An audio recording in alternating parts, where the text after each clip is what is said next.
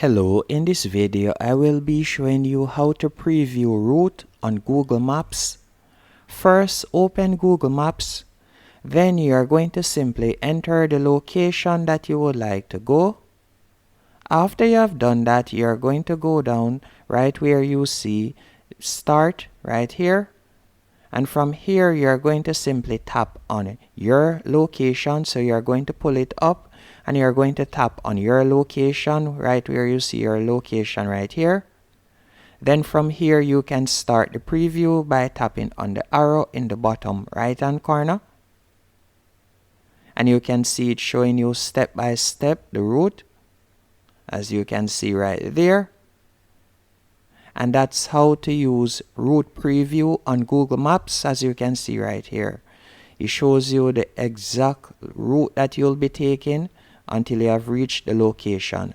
Hope you found this video helpful and informative. If you did, be sure to hit the like button and subscribe.